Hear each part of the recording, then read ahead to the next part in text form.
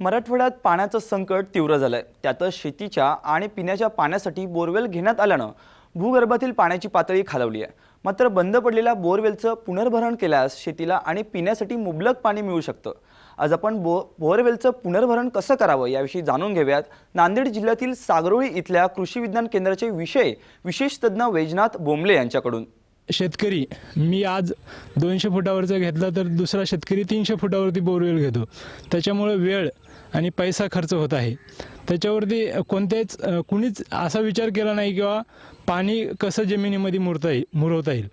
जर 500 फुटापर्यंत पाणी जर मुरवायचं असेल तर 5 वर्ष वेळ लागतो। ते जर समजा आपण बोरवेल पुनर्भरण केलं तर 1 वर्षामध्ये जो काही पाऊस झालेला आहे तो पूर्णपणे आपल्याला बोरवेलमध्ये मुरवता येईल आणि अशा प्रकारे पाण्याची पातळी वाढवता येईल। या ठिकाणी आपण एक बोरवेल पुनर्भरण केलेलं आहे। याच्यामध्ये 1 मीटर रेडियसचं होल तयार केलेला आहे आणि खोली जी आहे ते 1.5 मीटर घेतली आहे। त्याच्यानंतर हे जे आहे हा केसिन पाईप आहे। केसिन पाईपला खालच्या साईडनी आपण ड्रिलनी होल पाडलेले आहेत 4-4 बोटं अंतर सोडून।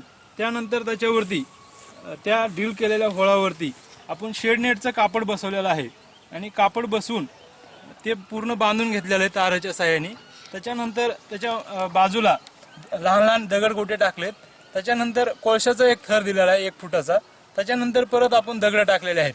अशा प्रकारे जे काही पावसाचं पाणी येईल ते इथून स्वच्छ होऊन डायरेक्ट जमिनीमध्ये ग्राउंड वॉटर लेवलला वाढेल। कोळशामुळे जे काही घातक द्रव्य असतात किंवा जे घातक पदार्थ असतात ते स्वच्छ होऊन बोरवेलमध्ये जातात। त्याच्यानंतर दगड आणि वाळू टाकावे।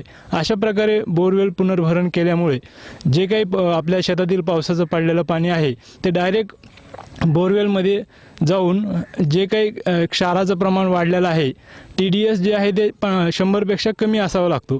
परंतु जर आपल्या मराठवाड्यातील पाण्याचा TDS जर विचार केला तर 500पेक्षा जास्त आहे। तर अशा प्रकारे बोरवेल जर पुनर्भरण केलं तर TDSचं प्रमाणसुद्धा आपल्याला कमी करता येईल आणि हे पाणी शेतीसाठी योग्य आणि पिण्यासाठी सुद्धा चांगलं होऊ शकतं।